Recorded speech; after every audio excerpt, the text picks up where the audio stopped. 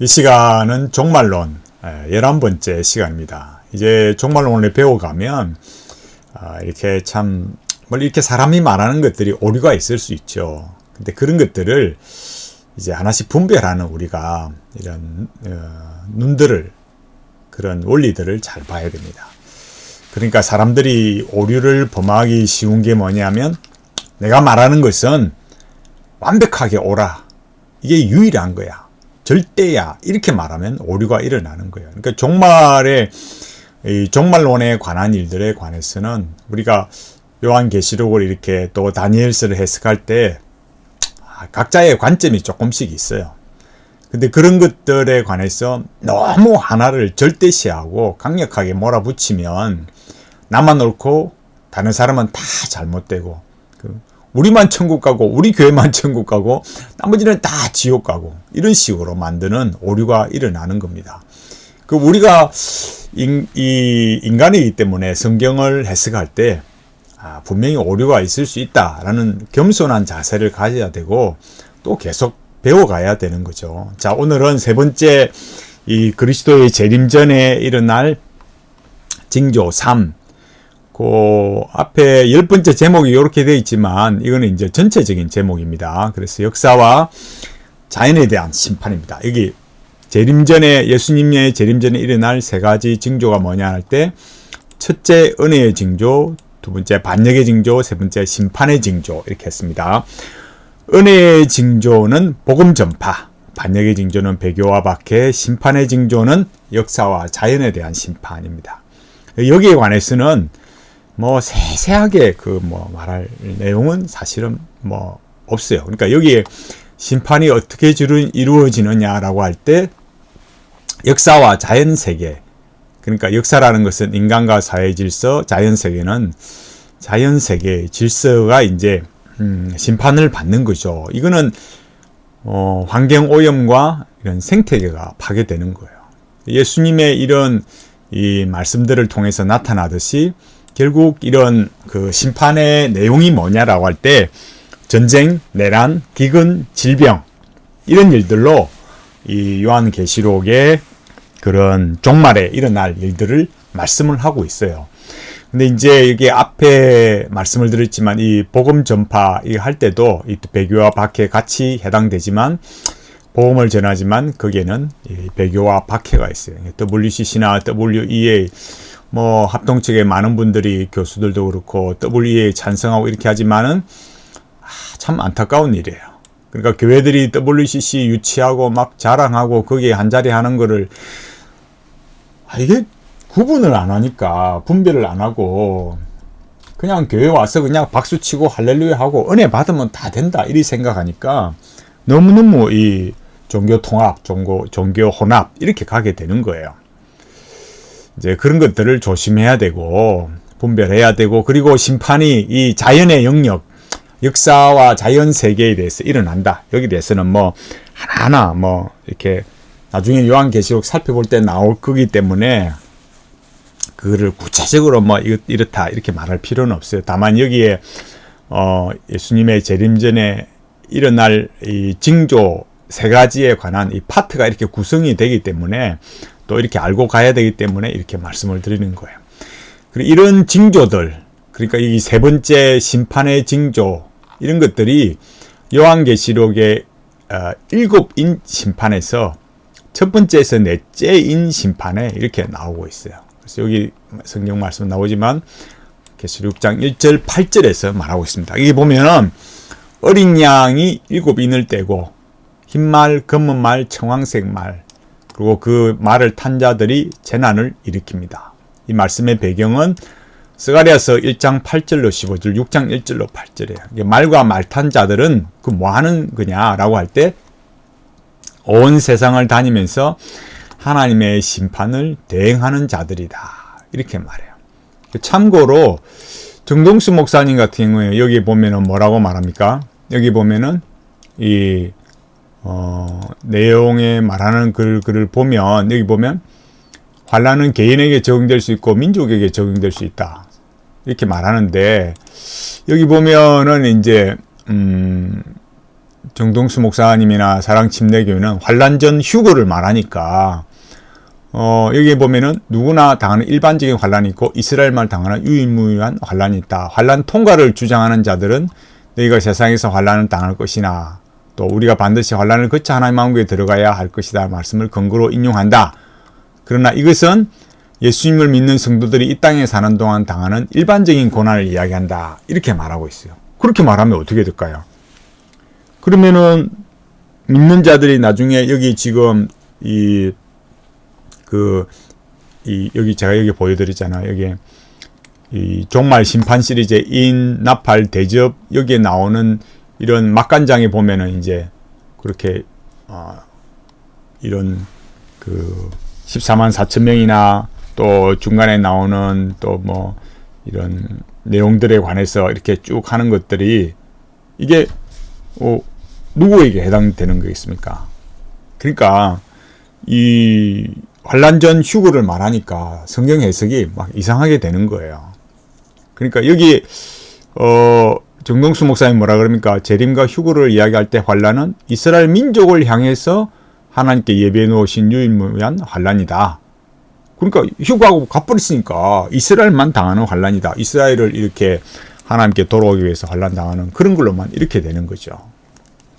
그러나 요한계시록은 그렇지 않아요. 제가 여기 켜놓고 여기 제가 이 보면 이필찬 교수님의 요한계시록 여기 보면 이렇게 말해요.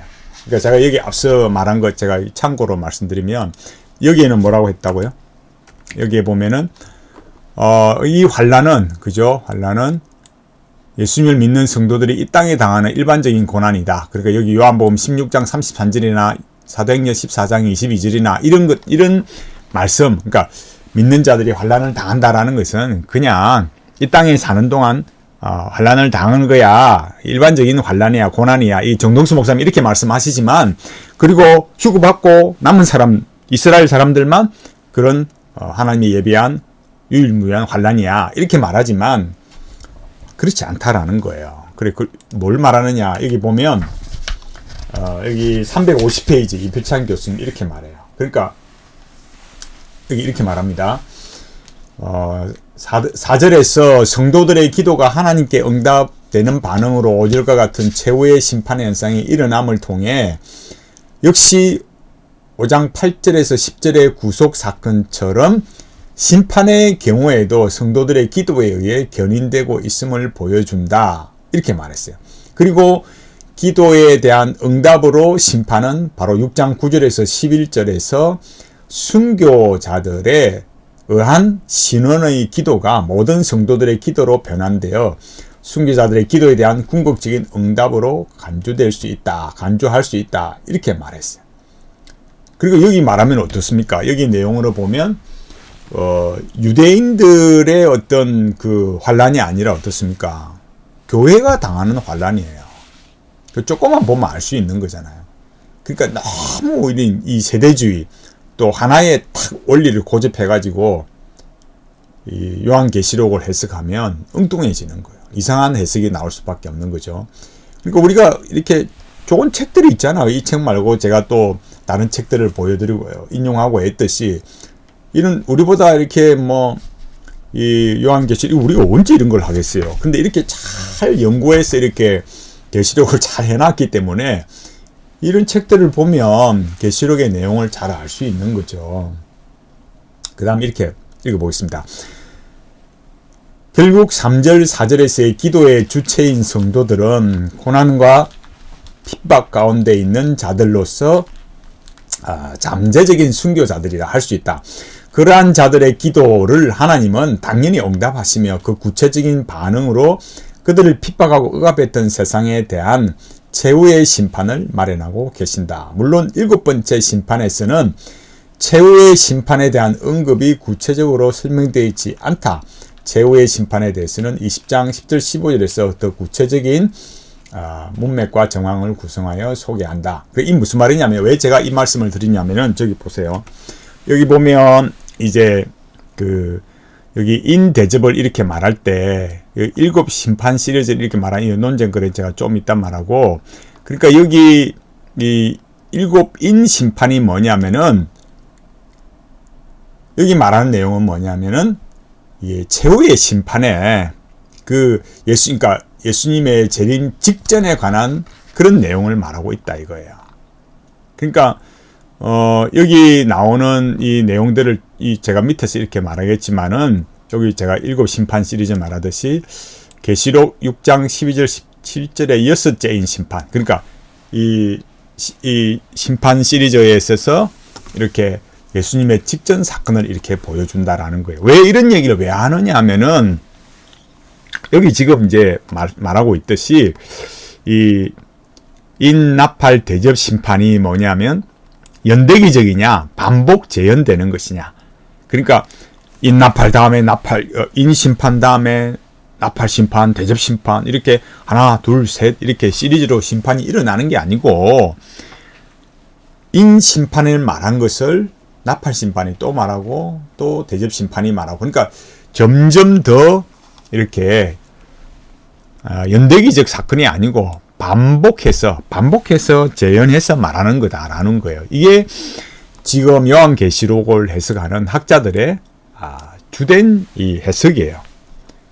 그러니까 이거를 어떻게 확인하냐면, 요한계시록의 반복적인 기록도 이 천상의 경배와 찬양을 볼 때 4장 5장에서 내생물 찬양, 24장로의 찬양, 셀 수 없는 천사들의 찬양, 또 5장 13절에서 온 우주의 찬양, 19장에서 4번의 할렐루야 찬양, 이렇게 반복되는 거예요. 이런 경배와 찬양도 연대기적 기록이 아니고 이런 반복적인 거다. 그럼 뭘 말하느냐? 심판은 갈수록 어떻다고요? 강력해지는 것을 이렇게, 그러니까 그렇다고 해서 연대직으로 말하는 게 아니라, 이 심판 시리즈에서 어떻습니까? 인보다 나팔이, 대접이 그렇게 더 강력한 모습을 보여준다라는 거예요. 그러니까 일곱 심판 시리즈에서 벌써 이렇게, 그러니까 여섯째 인 심판이 이렇게 그리스도의 재림 직전의 사건을 보여준다라는 거예요. 그 다음에는 또 새로운, 그 다음 심판 시리즈가 있어가지고 역사적으로 착착착착착 일어나는 그런 일이 아니라는 거예요. 그러니까 이미 이 여섯째 인 심판에서 예수님의 이 재림 직전의 모습이 이런 거다라는 거를 마지막 저 대접 심판에 가야 그리 되는 게 아니고, 보여주는 게 아니고, 벌써 여섯째인 심판에서도 그걸 보여주고 있다라는 거예요. 그래서 여섯째인은 심판의 절정을 보여준다 이거예요. 그래서 어린 양의 진노의 모습, 그리스도의 재림 직전에 이루어질 최후의 심판을 보여주고 있어요. 그래서 여섯째인은 나팔 심판의 서론이 아니라, 그러니까 이렇게 그걸 보면 전혀 무관하다는 게 아니라, 그 심판의 서론이 아니고 예수님의 재림과 연결되고 여섯째인에서 심판의 절정이 이루어졌어요. 일곱째인 다음에 나팔 심판이 이렇게 연속적으로 일어나는 게 아니라는 거예요. 여기 심판을 보면 일곱인 심판, 일곱 나팔 심판 이렇게 나오는데, 첫 번째, 네 번째는 인간, 네 번째, 다섯은 자연계. 그러니까 보여주는 걸 어떤 그 심판을 보여주느냐 이걸 말하는 거예요. 그 나머지는 그런 뭐냐면은 그 심판에 관한 어떤 그 필요성, 그런 속성들, 이런 것들을 보여주고 있어요. 그러니까 우리가 조금만 이렇게 살펴보면 그런 내용들을 알 수가 있다라는 거예요. 자, 여기 제가 한 군데 더 인용해서, 제가 요거 말하기 전에 제가 한 군데 더 인용해서 말씀드리겠습니다. 여기 이필찬 교수님의 내가 속히 오리라 책 356페이지 이렇게 말합니다. 결론, 6장에서 언급하는 인심판 시리즈는 바로 예수님의 초림에서 재림까지의 망라하는 시대의 속성을 밝혀준다, 이렇게 말했잖아요. 그런데 정동수 목사님은 이거 뭐라 그럽니까? 이건 뭐라 그래요? 여기는 환란이라는 건 누구에게만 해당된다고요? 이스라엘 민족에게만 해당되는 거야, 이렇게 말하고, 예수 믿는 사람들은 환란 전에 휴거받고, 성경이 말하는 요한복음 16장 33절이나 사도행전 14장 22절이나 이런 말씀들은 그냥 예수 믿으면서 그냥 이 땅을 살면서 그냥 당하는 일반적인 환란이야, 고난이야, 이렇게 말하고 마는 거예요. 그런데 이필찬 교수님은 뭐라 한다고요? 6장에서 언급하는 인심판 시리즈가 바로 뭐라고요? 예수님의 그 초림에서 재림까지 그러니까 초림으로부터 재림까지 다 그 속에서 일어나는 그런 심판을, 그런 그 고난과 환난을 다 말한다 이거예요. 너무 이 요한계시록을 해석하는 차이가 많은 거죠. 이게 막 궁금하시면 이 이필찬 교수님의 내가 속해오리라 요한계시록 이런 거 담사 보세요. 그러니까 너무 이렇게 그 세대주의에 그 오염이 돼가지고 성경을 제대로 못 보는 거예요. 계속 읽어볼게요. 그것은 바로 심판의 시대라는 것이다. 우리 중 어느 누구도 죄에 대한 하나님의 심판에서 자유롭지 못하다. 그러므로 더욱 구속의 필요성은 절실하다. 이 사망을 초래하는 심판에서 유일하게 자유를 주실 수 있는 분은 바로 예수님이시고, 그 예수님께서 예수님께서 못 박히신 십자가이다. 이 십자가를 통해 심판으로부터 해방을 얻을 수 있기를 바란다. 이렇게 말했잖아요. 그러니까 강조하고 말하고 있는 내용이 뭐냐라고 할 때, 결국 이런 심판이 왜 일어난 거야? 죄 때문에. 그럼 어쩌라고? 그러니까 이런 심판에서 구원해 주실 수 있는 분은 오직 예수 그리스도다. 이 예수님을 믿어서 이런 심판으로부터 해방을 얻는 그런 은혜를 누려야 된다. 이걸 말하고 있잖아요. 자, 여기 보시면 그래서 뭘 말하겠습니까? 이런 심판 시리즈를 통해서 고난당하는 주의 성도들에게 하나님의 심판의 확실성을 강조하는 거예요. 그리고 재림의 확실성을 강조하는 거죠. 우리가 앞에서 배웠듯이 어땠습니까? 종말은 초림으로부터 시작되었고 재림으로 완성된다고 했어요. 환난은 뭡니까? 종말이니까. 이미 여기 이필찬 교수님께서 말씀하셨듯이 환난은 이미 어때요? 역시 이 종말이니까 어떻습니까? 예수님의 초림부터 시작되었고 예수님의 재림 전까지 이런 환난은 계속 되는 거예요. 정동수 목사님처럼 이런 거는 유대인에게만 해당된다? 아니라는 거예요. 이런 걸 우리가 잘 봐야 돼요. 그리고 우리가 예수님의 이런 종말 설교 볼 때도 어떻습니까? 마태복음 24장, 마가복음 13장, 누가복음 21장 이런 일들이 다 뭐예요? 재림 전에 일어날 사건이라는 거예요. 주의 임하심과 세상 끝에는 무슨 징조가 있사오리까? 똑같이 뭘 말해요? 복음이 전파되고 환난과 핍박을 교회가 다 받고 적그리스도와 거짓 선자들이 출현하고 미혹과 배교가 일어난다? 예수님이 말씀하셨잖아요. 근데 왜 이게 유대인에게만 해당된다? 이게 말이 안 되잖아요. 우리가 조금만 살펴보면 그 종말에 일어날 이 환난, 심판 시리즈가 뭘 말하느냐? 우리는 들림 받고 환난 안 받고 남아있는 이스라엘 사람들만 환난을 받는 거야. 이런 게 아니라는 거예요. 계속 뭘 말해요? 적그리스도, 거짓 선지자, 자연재해, 전쟁, 기근, 내란 이런 걸 말하는 거예요. 자, 우리가 결론에 와서 어떻게 했습니까? 예수님의 재림 전에 일어날 세 가지 징조, 그죠? 은혜의 징조, 복음 전파, 반역의 징조, 배교와 박해, 심판의 징조, 역사와 자연에 대한 심판이 일어난다. 근데 이런 거는 어떻다고요? 저 나중에 일어나는 게 아니고 역사의 종말에만 일어나는 게 아니고 지금도 언제부터요? 예수님의 오심으로부터 그 초림으로부터 재림 때까지 다 종말의 기간에 해당되니까 그런 환난과 핍박과 거짓 선지자 배교, 그러니까 은혜의 징조, 반역의 징조, 심판의 징조, 그 속에서 일어나는 심판, 또 그 속에서 하나님이 구원하시는 구원의 역사, 이게 이 세 가지가 다 일어나는 거예요. 결론은 어떻습니까? 그럼 어떻게 살아야 되느냐?